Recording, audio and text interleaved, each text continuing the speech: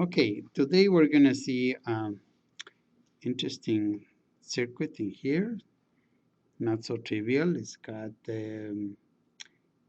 like six um,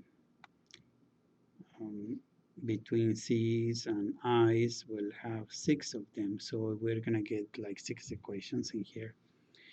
And the question that we would like to examine is given these outputs, in this case, the current in the first loop. Let's say you have this current over here, and it's also as output, we want the current on this, and the voltage V sub 3 in here.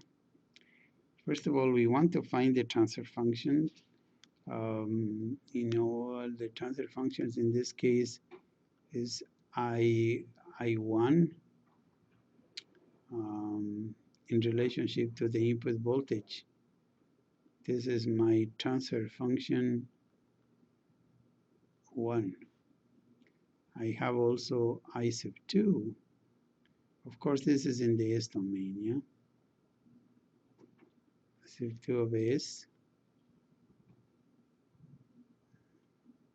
also over V of S is my other transfer function. We're going to call it transfer function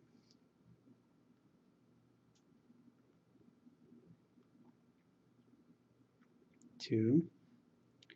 And my other one is the voltage V sub C3 in relationship to the input voltage here. This is my transfer function number 3. Okay, so what are we trying to do here? What we would like to do is first obtain the transfer functions, and second obtain the step response and also the body plots. Now, what are these body plots and the step response? That's what we are going to explain next. So in here, very obvious that if you have a system in here where your input is like this, so you're going to say in, and you have your system here, yeah, we can represent the system with a transfer function, and you obtain an output, yeah. So in this case, this is your system, okay. You put an input, you get an output. So if you have a situation where you put as an initial input in here a sine wave, you will get also a sine wave on the other side. The difference here is that that sine wave, the response might be out of phase, you see? The same, but 90 degrees out of phase. So this angle phi is called the phase angle, okay? So this is the frequency, and then this is the magnitude in here of the response. If you make a plot where you give a range of frequencies on this side, let's say you guess 10 to the 0 is 1, you go 10, and then you go 10 square, 10 to the third, but you see this obviously is a logarithmic scale, otherwise we wouldn't be able to fit this on the paper, right? It turns out that you can get the response in here would be, let's say, voltage. For the sake of example, I'm going to have voltage across one of the capacitors. It could be that this ends up with something like, something like that. So what happens is that at lower frequencies, the output does not track the input. But on this part that is flat, the input and the output are the same. On the peak here, you may see a response that corresponds to one of the natural frequencies of the system. So this plot is called the body plot, and you obtain not only that one, which is for the magnitude, and this we usually put absolute value of this, but you obtain one. See, the two plots usually go together. So we're gonna go over here like this. And this would be 10 to the 0, 10 to the 1, squared, 10 like this, 10 to the 4th, like that. And this is phi in here. And this might end up with a plot like that, let's say. Both of these plots, these two are known as the body diagrams. So these are the body plots, or they are also called frequency response plot.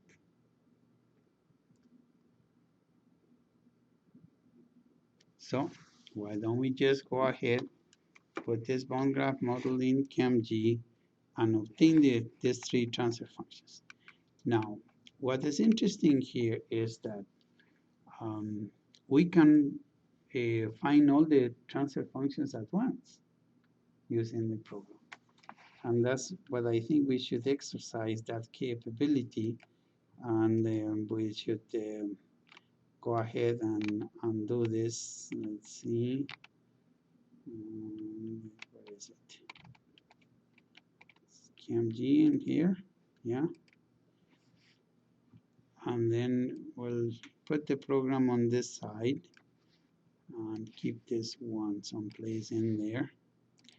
And I'm just going to enter this bond graph model on the right hand side the same way as it's on the left.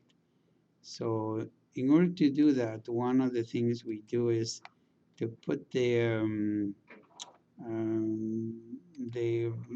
system in the same order that we have it on the way we want the numbers to. If you enter them in that order, you'll get exactly the same. And so right here, that's what we're doing, see? And then we go to the number 4, which would be from here to here. And then you have the 5, which would be from here to here. Then the 6 is this C element on there here like that. And then you have this element over here. And then we have this one, which is over here like this.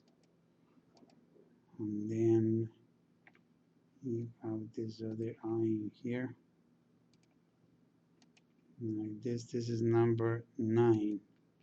And then of course number 10 is gonna go down here with their element. And then you have also another one over here, which is number 11.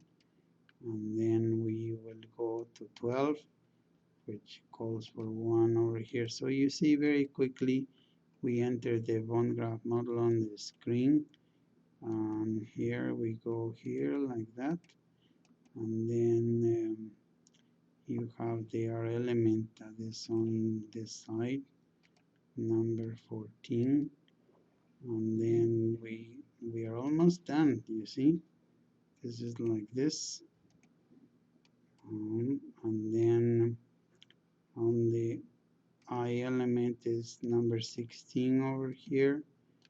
Number 17 is the R element on the down here. And we have the exact same bond graph as we want. 18 would be this C over here like that. And 19 this R element.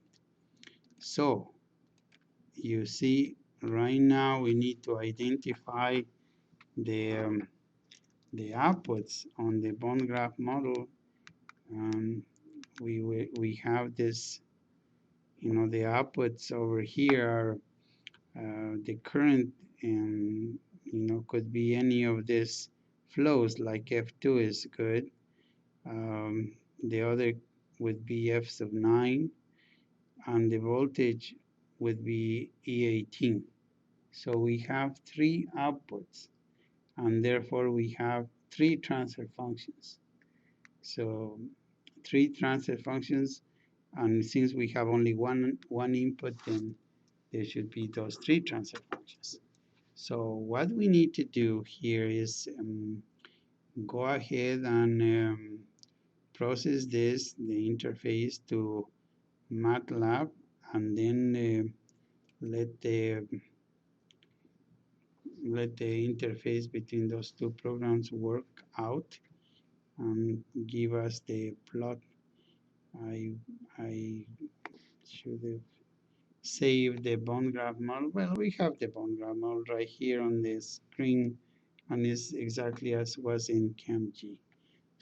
So we can relate to it if we need to, but we are going to concentrate over here on this file. And in here we're gonna say, okay, look, I need you to tell me what is the where is the transfer function of f sub 2. Okay, so I put f sub 2 over there. The computer goes and finds it. These are the statements that actually CAMG prepared for every single output of the system, for every effort and every flow. So F2 is one of those. We make this to be the first output. So what we're doing is letting the system know that that's the first output, and therefore the first row of the C matrix and the D matrix.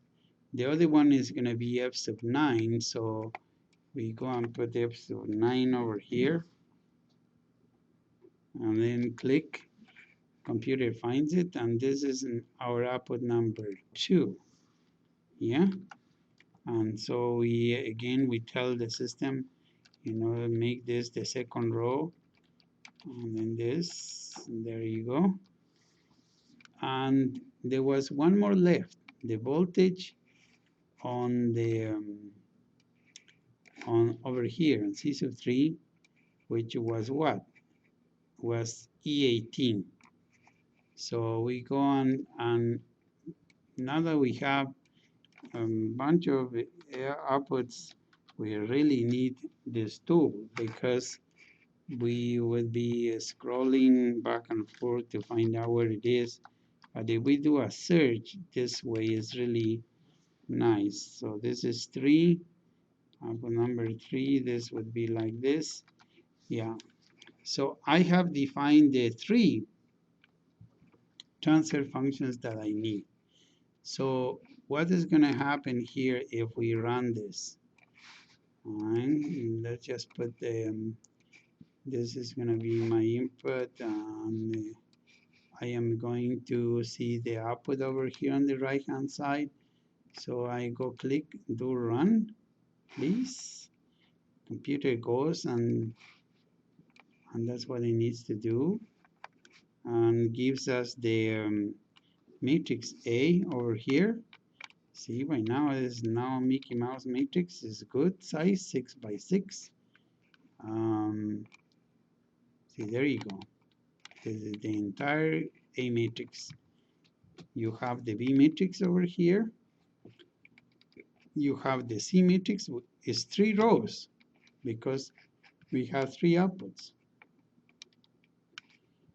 And that's as far as it's going to go, because we haven't told them any values that we have.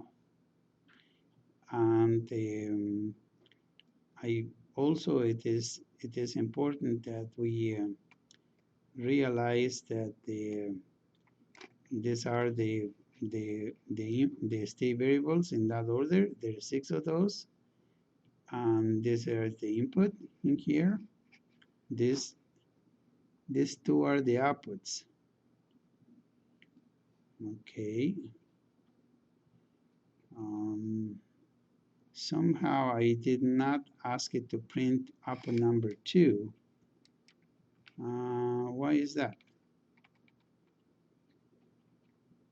Yeah, right here, see? This printing here, number 2. Well, that's a minor thing. But right now, what's important is that the computer went ahead and calculated the transfer functions, okay, in matrix form, applying the Laplace transform to the state space form, and is going to give us those transfer functions in symbolic form. So it's taking its time. Of course, a 6 by 6 A matrix and determinants are not that easy. So in here you have the transfer functions in here.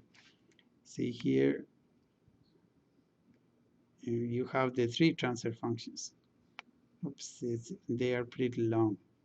So the first one is for the I1. You see all 3 have the same denominator, which is a 5th order polynomial down there, you see. I mean, it's over here. Yeah. And what is important here is these transfer functions in the denominator in particularly, you can recognize for each power of s, oh, this is a 6th order polynomial, what that each coefficient is made of. See? And that's important for people who you do control systems in here. So I think it is a good idea to get the body plots right now. But in order to do that, see, this is as far as the computer is going to go with this, because we don't have any numbers. But I believe that we have some in the presentation down here that we can take from right here. See, these are some physical parameters in here, and hopefully we're able to copy this and very quickly put them into our MATLAB file in here. Otherwise we'll have to type them. See, that's where they are, right here. Okay. We'll see, because it's coming from a PDF file. Oh, yes, it did. What a nice thing. All right. So these are you see, these are the same numbers. CI2, and so we have these values in here. Well, let's give it a shot, huh? And then, of course, we would need to see the MATLAB window. Here we have this one. Now it does very quickly, because see, well, what is important is to keep track of the state variables and also the outputs. You see, you have all this F2, F9, and E18.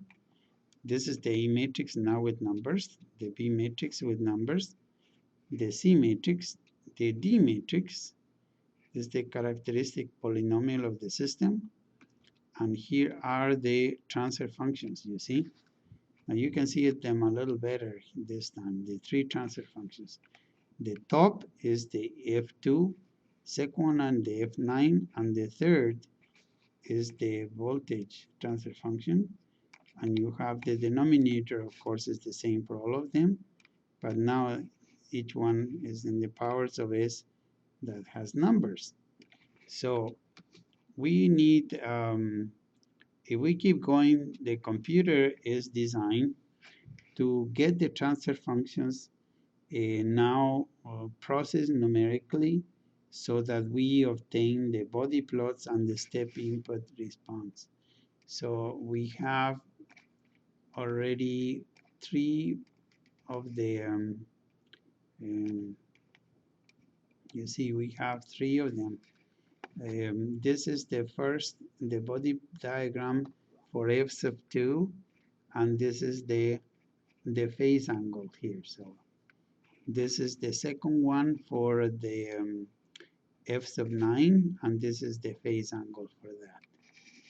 And f sub 3 this is the voltage transfer function. I mean using the voltage transfer function, and this is the up. So all three of these are done. So in here, when the computer internally transforms it, this in numerical form here, changes the notation a little bit in there, and then it also gives you the impulse and the impulse, the step input and the impulse response for all three transfer functions, you see, all at once. So this is F2, this is the F2 transfer function, and this is the voltage F1.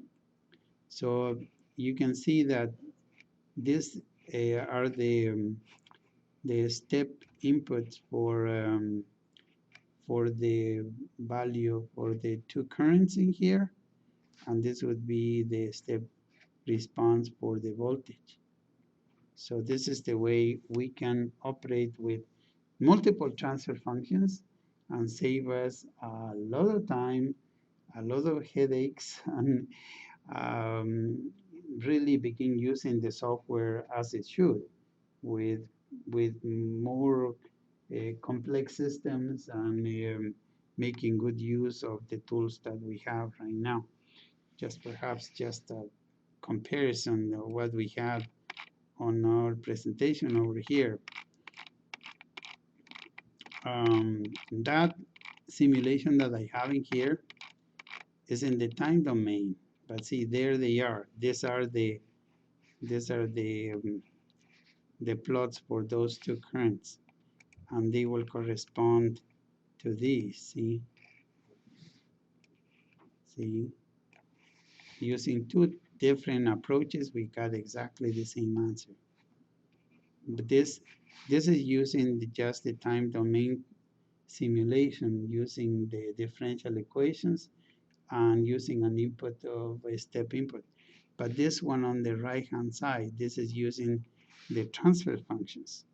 So what we need to conclude here is that this is the first transfer function, the second and the third transfer function, and then we would have these diagrams. This would be the first one for this transfer function right here. We will go to the second one over here for the second transfer function right there, and then we'll go to the third over here to the voltage transfer function, and then we will go on the first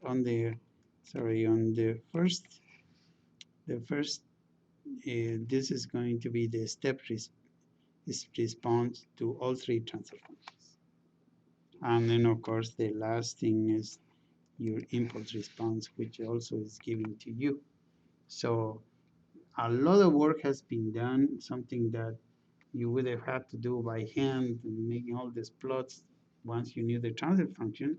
Now you can do it with the computer-generated transfer functions and then do it automatically using CAMG and MATLAB.